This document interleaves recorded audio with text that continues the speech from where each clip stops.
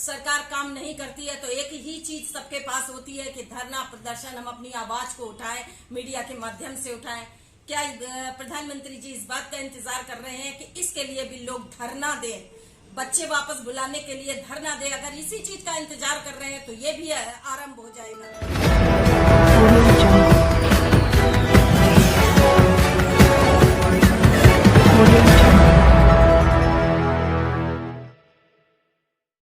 Ukraine में फंसे भारत के विद्यार्थियों की दुर्दशा व मौत का तांडव देख रही मोदी सरकार। नमस्कार, आप देख रहे हैं सच का प्रतीक यूट्यूब चैनल खबर बुलंद भारत। बरेली से खबर बुलंद भारत के लिए जमीर अहमद की रिपोर्ट। बरेली में आज पैनी नजर सामाजिक संस्था के प्रदेश अध्यक्ष एडवोकेट सुनीता गंगवार ने प्रदेश कार्यालय पर एक प्रेस वार्ता बुलाकर यूक्रेन में फंसे छात्रों की समस्या पर सरकार को आड़े हाथ लिया। अध्यक्ष ने कहा, यूक्रेन में फंसे भारतीय छात्रों की जिम्मेदारी भारत सरकार की है, जो आज यूक्रेन में फंसी विद्यार्थी दुर्दशा व मौत का तांडव देख रहे हैं। उसके लिए सरकार के पास समय था जब वह समय से अपने विद्यार्थियों को भारत सुरक्षित बुला सकती थी, लेकिन केंद्र सरकार अपनी चुनावी रैलियों में मस्त है।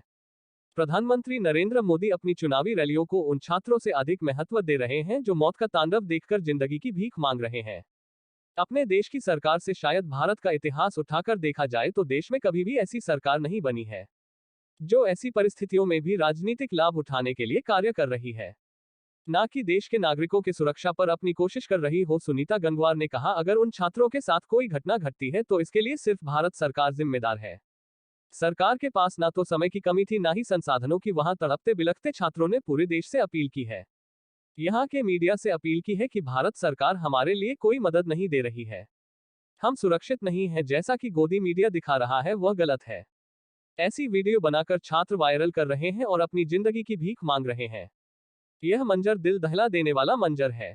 सुनीता गंगवार ने कहा कि कोरोना के नाम के लॉकडाउन में भी इसी तरह तड़पते मजदूर पूरे भारत में देखे हैं, जिन्होंने हजारों किलोमीटर का रास्ता पैदल तय करके अपने घर पहुंचे। कुछ पहुंच गए, कुछ रास्ते में ही दम तोड़ गए। ऐसी स्थिति से फिर देश गुजर रहा है। इस सबके पीछे कौन जिम्मेदार है? इस देश की सरकार या इस देश का मतदाता जिसने ऐसी सरकार चुनी है? यह एक सवाल पूरे देश के सामने खड़ा है। अध्यक्षा ने यह भी कहा, क्या सरकार यह चाहती है कि देश में धरने प्रदर्शन हो तभी छात्रों की वापसी के लिए सरकार सही कदम उठाएगी? तो इसके लिए भी देश की जनता तैयार है। देखिए, आज ये प्रेस कॉन्फ्रेंस इस संबंध में है जो यूक्रेन में भारतीय छात्र फंसे हुए हैं। मैं उस संबंध में देश के प्रधानमंत्री भारत सरकार से एक अपील करना चाहती हूँ। और जो वर्तमान स्थिति छात्रों की हो रही है, बद से बदतर हालात होते जा रहे हैं। जो युद्ध चल रहा है उस युद्ध को लगभग 10-12 दिन हो चुके हैं, उसके बाद भी वहां बच्चे फंसे हुए हैं। इतना समय मिला था भारत सरकार को कि अपने बच्चे वापस हम ला सकते थे, और इसके बाद भारत सरकार किस चीज का इंतजार कर रही है? क्या हालात सुधरने का इंतजार कर रही है? और हालात सुधरने के नाम पर उन बच्चों को क्या मार नहीं रहे हैं? अभी आपको हालात पता चले होंगे कि कई बच्चे, 4-5 बच्चे उसमें मारे जा चुके हैं, जो सोशल मीडिया पे और तमाम मीडिया पे वो दिखाया जा रहा है। बच्चे बराबर अपील कर रहे हैं, भारत सरकार से अपील कर रहे हैं, अपनी वीडियो बना बना के डाल रहे हैं, संपर्क करने की कोशिश कर रहे हैं। इतनी दयनीय स्थिति बच्चों की हो चुकी है। ये सरकार को समझना चाहिए, मोदी जी को समझना चाहिए। आप प्रधानमंत्री हैं, देश की जनता ने आपको प्रधानमंत्री के पद तक पहुंचाया है, एक विश्वास करके आपको पहुंचाया है। देश का प्रधानमंत्री पूरे देश की जनता के लिए एक अभिभावक के समान होता है कि वो हमारा रक्षक है, हमारा अभिभावक है। लेकिन देश के प्रधानमंत्री जी अभिभावक जैसी भूमिका अदा नहीं कर रहे हैं। एक बड़ा सवाल उनके ऊपर खड़ा हुआ है, आखिर वो इस तरह की हरकत क्यों कर रहे हैं? वो अपने चुनाव में व्यस्त हैं, वो अपने वोट मांगने में व्यस्त हैं, वो अपनी दोबारा से अपनी उत्तर प्रदेश में सत्ता बनाने में व्यस्त हैं। क्या देश के बच्चों से ज्यादा सत्ता उन्हें प्यारी है कि हमारी सत्ता न चली जाए? अगर देश के वो बच्चों को सुरक्षित समय से ले आते तो इस सत्ता को पाने के लिए उन्हें इतनी घूमना नहीं पड़ता।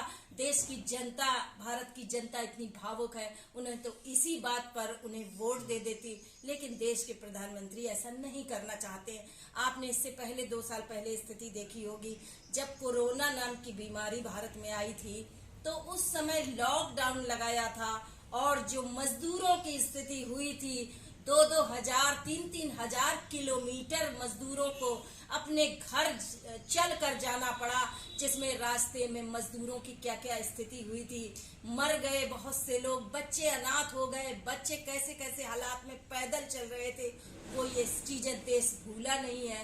प्रधानमंत्री जी, आप ये मत समझिए कि भारत की जनता भावुक है, सारी चीजें भूल जाएगी। नहीं, आज भी देश को वो जख्म याद है, जनता को वो जख्म याद है जो भारत सरकार द्वारा दिए गए थे। उस समय भी चाहते तो उन मजदूरों को वाहनों द्वारा व्यवस्था करके पहुंचाया जा सकता था, लेकिन नहीं किया। आप उसी चीज को आज फिर से दोहराया जा रहा है। आज वो बच्चे इतनी बुरी स्थिति में देश के प्रधानमंत्री जी से गिड़गिड़ा रहे हैं, देश की जनता से भी कह रहे हैं, देश के मीडिया से भी अपनी मदद की गुहार कर रहे हैं। आखिर प्रधानमंत्री जी, इतनी कठोरता आपने क्यों अपना रखी है? आप क्यों उनको तड़पता हुआ देख रहे हैं? और सारा देश इस चीज को देख रहा है। लोग जिनके बच्चे हैं वो माता पिता उनके ऊपर कैसी गुजर रही है, ये हर माता पिता समझ सकता है। मैं भी माँ हूँ, मैं भी इस बात को समझ सकती हूँ कि ऐसे में उनके माँ बाप पे कैसी बीत रही है।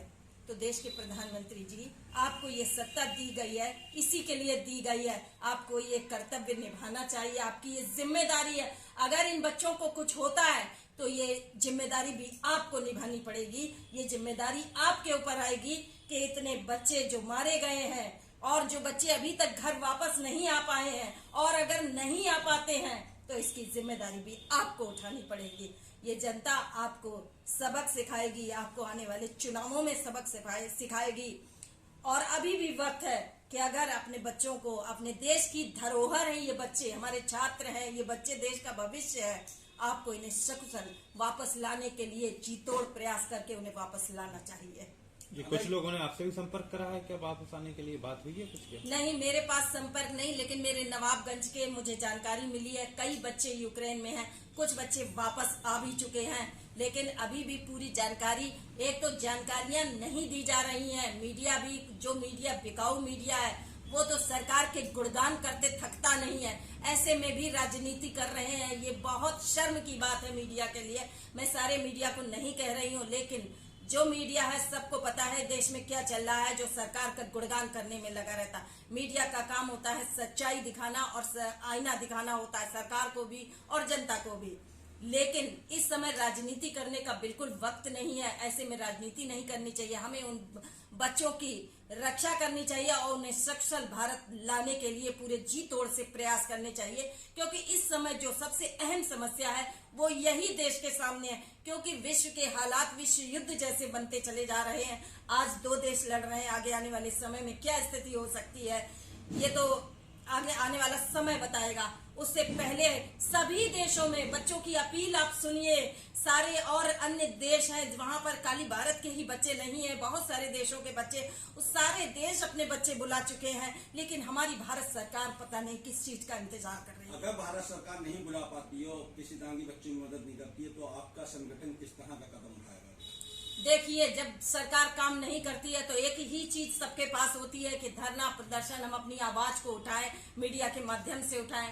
क्या प्रधानमंत्री जी इस बात का इंतजार कर रहे हैं कि इसके लिए भी लोग धरना दें, बच्चे वापस बुलाने के लिए धरना दें? अगर इसी चीज का इंतजार कर रहे हैं तो ये भी आरंभ हो जाएगा।